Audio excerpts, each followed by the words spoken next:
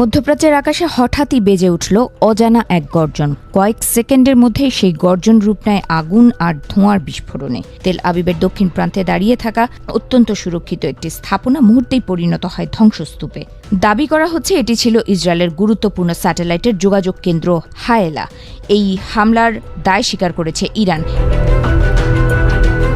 ইরানের পক্ষ থেকে জানানো হয়েছে তাদের অ্যারোস্পেস ফোর্সের পরিকল্পিত এক বিশেষ অভিযানে একাধিক আত্মঘাতী ড্রোন ব্যবহার করা হয়।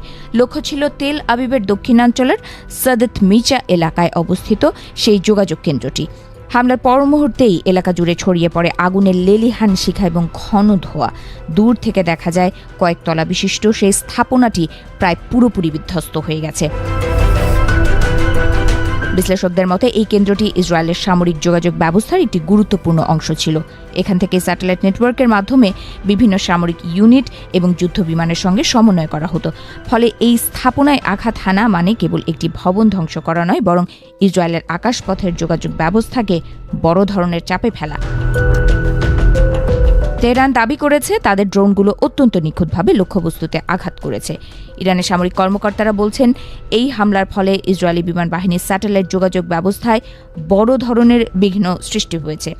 যদিও ইসরায়েলের পক্ষ থেকে এই বিষয়ে আনুষ্ঠানিকভাবে বিস্তারিত কিছু জানানো হয়নি। এই ঘটনার পেছনে রয়েছে সাম্প্রতিক উত্তেজনাপূর্ণ এক প্রেক্ষাপট।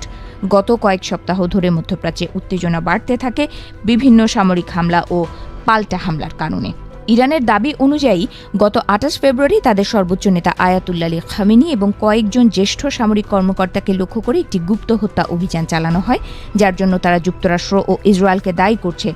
সেই ঘটনার পর থেকেই তেহরান বারবার কঠোর প্রতিক্রিয়ার ইঙ্গিত দিচ্ছিল। এরই মধ্যে গত কয়েকদিনে ইরানের বিভিন্ন সামরিক ও বেসামরিক স্থাপনায় বিমান হামলার ঘটনাও ঘটেছে বলে অভিযোগ তুলেছে তেহরান। ইরানি কর্তৃপক্ষ বলছে এসব হামলায় অবকাঠামোগত ক্ষয়ক্ষতি এবং সাধারণ মানুষের প্রাণহানির ঘটনাও ঘটেছে। এর প্রেক্ষিতেই তারা ঘোষণা করেছিল যে হামলার জবাব দেয়া হবে। তেল আবিবে সাম্প্রতিক ড্রোন হামলাকে অনেকেই সেই প্রতিক্রিয়ার অংশ হিসেবে দেখছেন। প্রত্যক্ষদর্শীরা জানিয়েছেন হামলার সময় হঠাৎ করেই আকাশে ড্রোনের শব্দ শোনা যায়।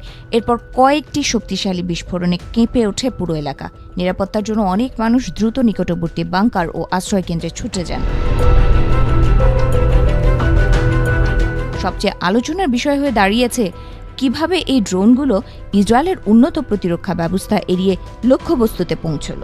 সামরিক বিশ্লেষকদের মতে আধুনিক রাডার ও প্রতিরক্ষা ব্যবস্থাকে ফাঁকি দিয়ে এত গুরুত্বপূর্ণ স্থাপনায় আঘাত হানা প্রযুক্তিগতভাবে একটি জটিল বিষয়। তাই এই হামলা এখন আন্তর্জাতিক সামরিক মহলেও ব্যাপক আলোচনার জন্ম দিয়েছে।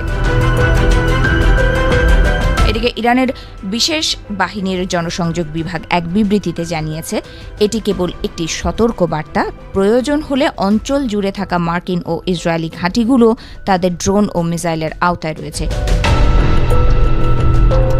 সব মিলিয়ে তেল আবিবের এই ড্রোন হামলার পর মধ্যপ্রাচ্যের পরিস্থিতি আরও অনিশ্চয়তার দিকে এগোচ্ছে। আন্তর্জাতিক বিশ্লেষকরা মনে করছেন পাল্টা হামলা ও উত্তেজনা যদি একইভাবে চলতে থাকে তাহলে এই সংঘাত আরও বড় আকার নিতে পারে। ফলে পুরো অঞ্চল এখন নতুন এক অস্থিরতার দ্বারপ্রান্তে দাঁড়িয়ে আছে।